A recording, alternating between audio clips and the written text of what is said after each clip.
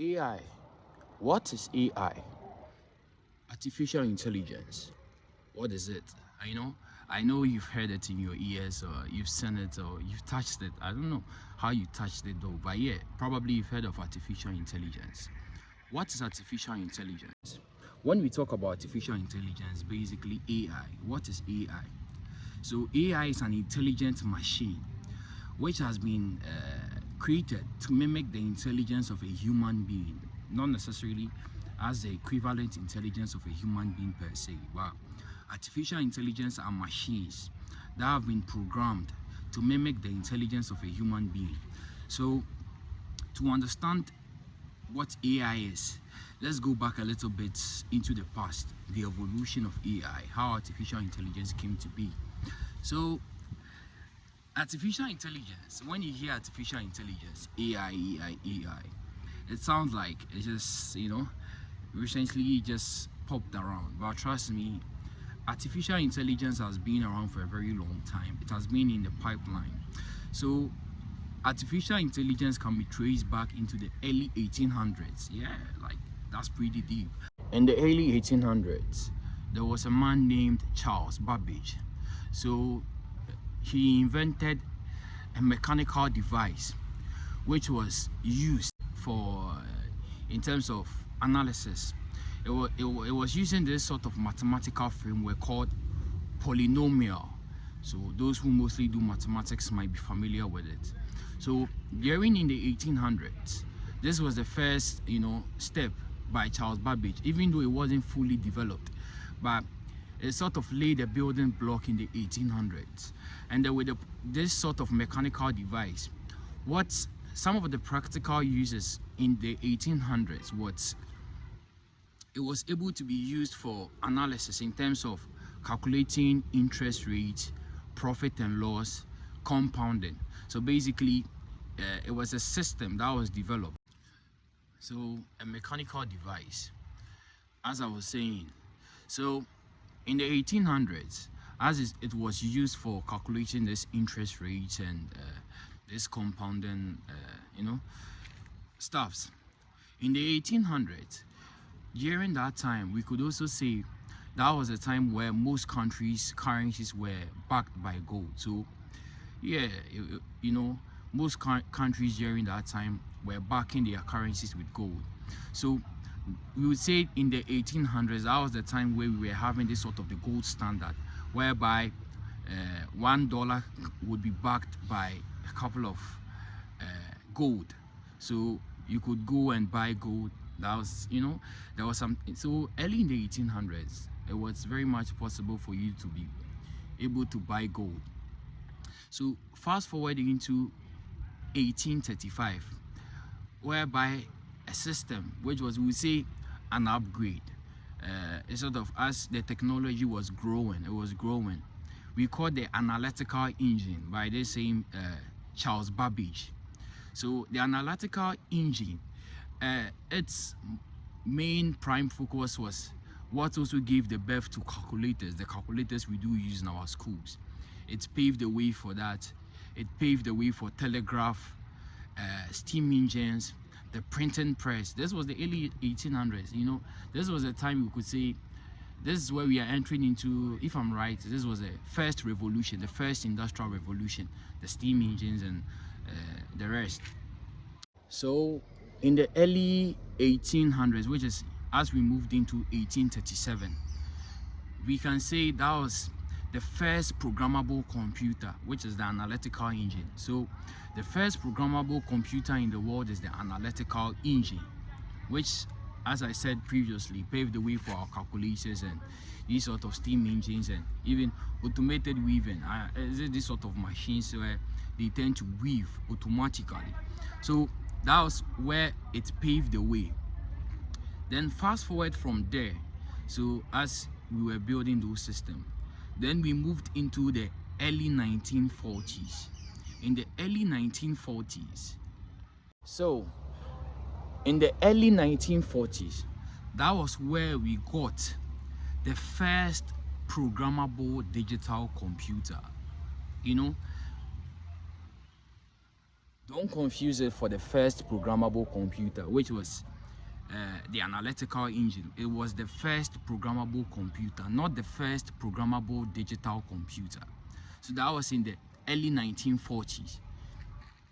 And it was created by a man, two people, named McLouch and Pitts, which is P-I-T-T-S, so Pitts. So these two created the neural network. When we say the neural network, what is the neural network? So the neural network is a system. It's a neural. When you hear the neural, it's a system that was created to mimic the intelligence of the human mind, our cognitive responses and the problem solving. So that was in the early 1940s. So from there, then we entered into the 1950s, where there was a man called Alan Turing. In the early 1950s, Alan Turing proposed a test to test the intelligence of machine, and with this proposal, it started, we could say, attracting more attention to AI research. So people and more scientists, data scientists and programmers also started to delve more deeper into this sort of test to test the intelligence of machines. So during that phase, we have a time where we call something the AI winter. That was where we could see, that was still in the early 1950s. AI experienced some tough times. You could say it dropped. The sort of an awareness that it had, it sort of dropped. It was like AI died. So in the early 1950s, 60s, as they were trying to test this was where, if you could remember, back then in the 1990s, the computers that was released, if you could notice, they were sort of where you could play checkers with this sort of AI. It's an AI. You see, these sort of games that you play on your phone, maybe you sort of play ping pong with the computer, you play this sort of boxing with the computer, these sort of games that you were playing, these were sort of, we could say, the linear regression. This was where these systems were being developed in the 1950s, 60s. Then moving into 2011, 2012, which most of us are very much familiar. That was where the likes of Apple came with Siri. Siri is an AI. It's a voice assistant, a virtual assistant that aid you in conversations and other stuff. And most of us were very intrigued, if you could remember. That also gave the birth to Alexa. That allows you to buy goods on Amazon. It can shop on your behalf and stuff. That was in the 2012.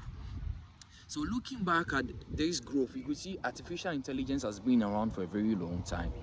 And from 2012, moving into 2017, 2018, 2019 was where OpenAI, ChatGPT, which was ChatGPT 3.5, coming into 2021, into 2022, it also skyrocketed.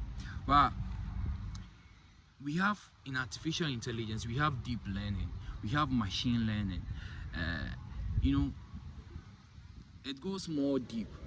I would like us to take this sort of an approach whereby we are going to take these topics one at a time, because to talk about artificial intelligence, as much as I said artificial intelligence is a system, an intelligent machine, artificial intelligence can be more to be said to be a discipline that contains many subsets in it.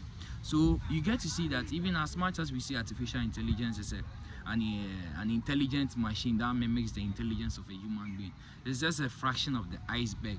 When you go very deep into artificial intelligence, that's where you have data science, where you have deep learning, where you have machine learning. Machine learning is where the AI learns from its past experiences, and it uses the deep learning. The deep learning is where the neural network comes in, whereby there's this concept where they call it the black box, whereby when you enter a data into the system, the system just does some one or two procedures. I don't want to go much deep because this video is just talking about the origin of how artificial intelligence came to be.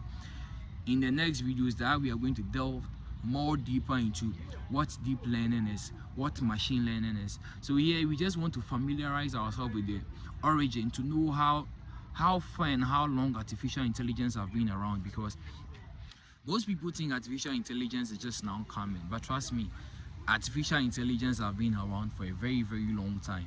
Because as you're on TikTok, you are using AI as is an algorithm that predicts and recommends the videos that you are likely to watch. Just as you're on TikTok, Instagram, Twitter, these sort of self-driving cars like Elon Musk, the Tesla, these are self-driving cars. It uses computer vision, just like I said, also in artificial intelligence. That's also a whole separate topic.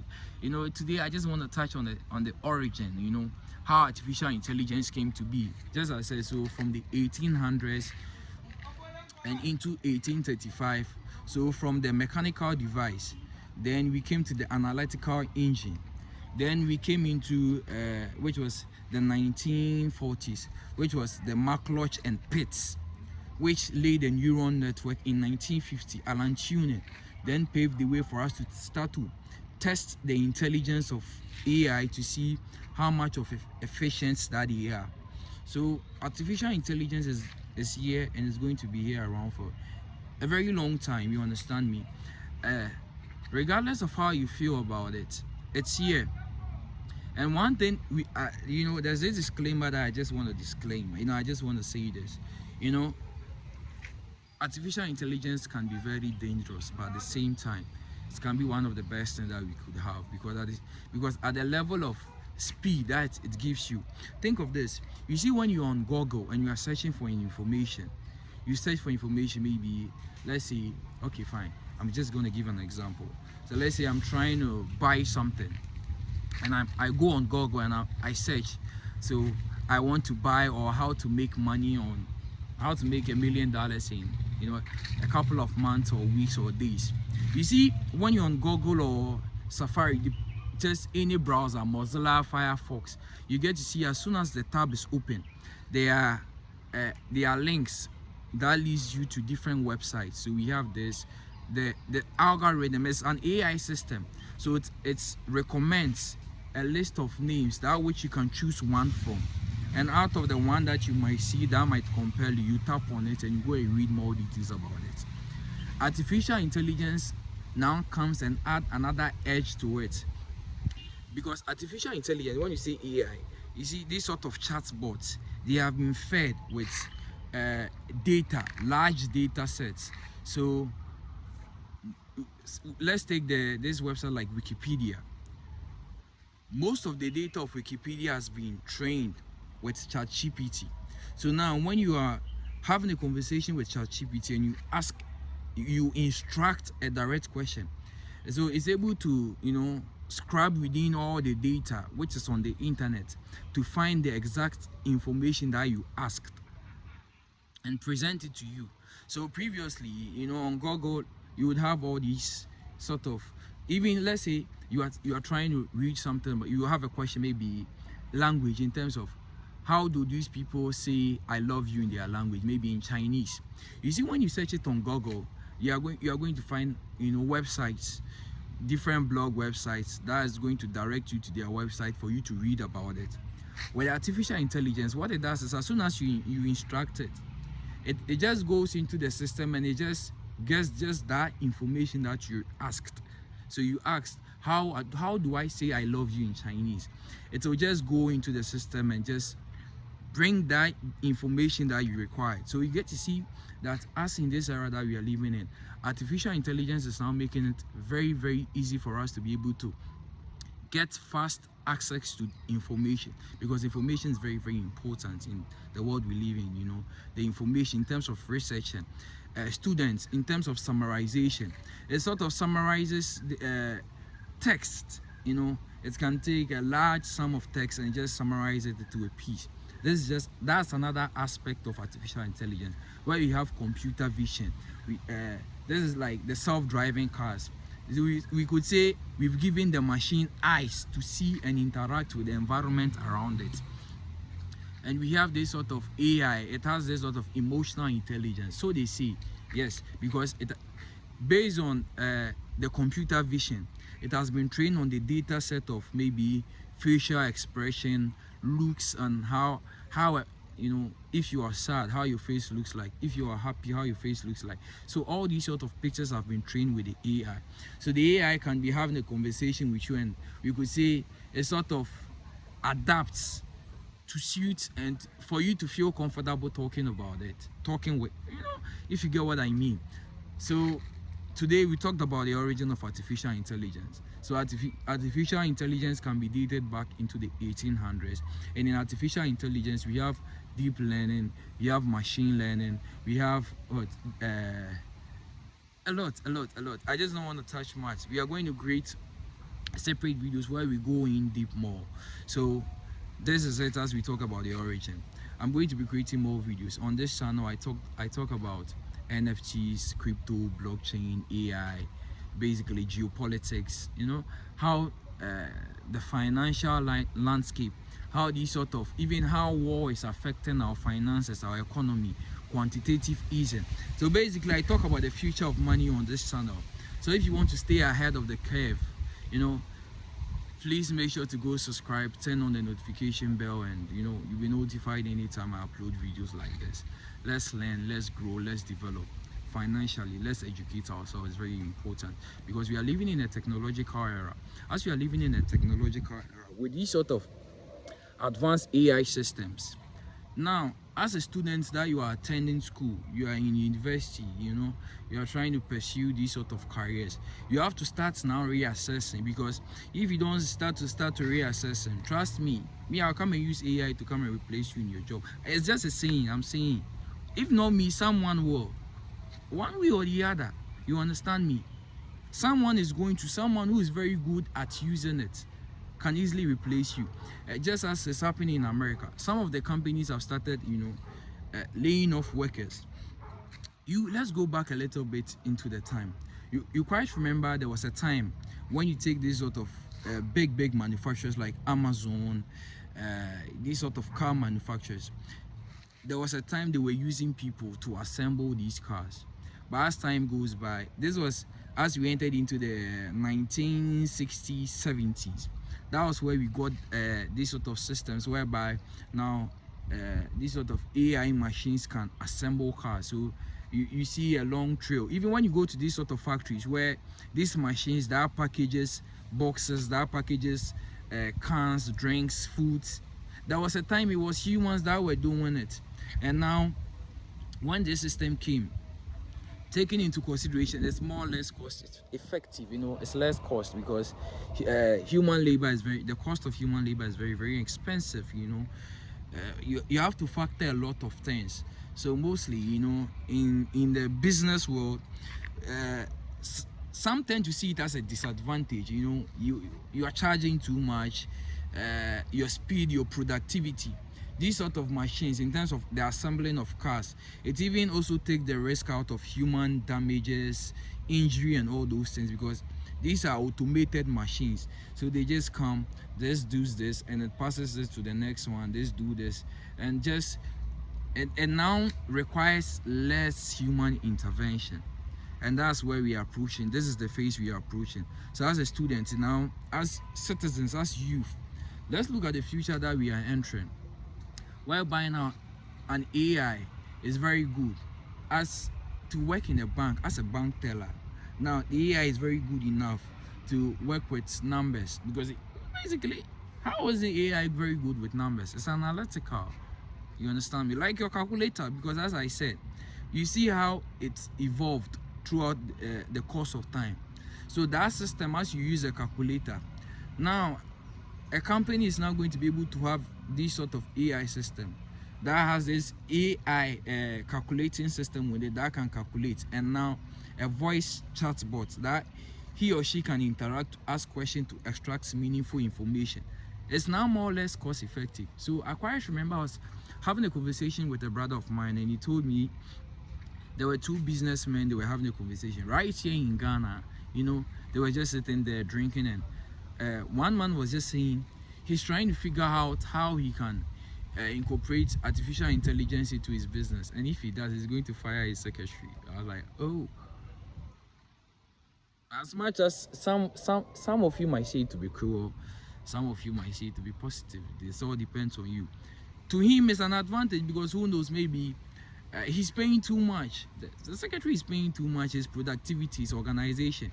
This AI uses this automation system and is going to organize everything, you know. So let us learn, let us grow. So I'm going to be creating more videos. So stay tuned, subscribe to stay ahead of the curve. I'm going to be dropping more videos. So, you know, and spend some time in nature. It's very, very important. So peace out and more love.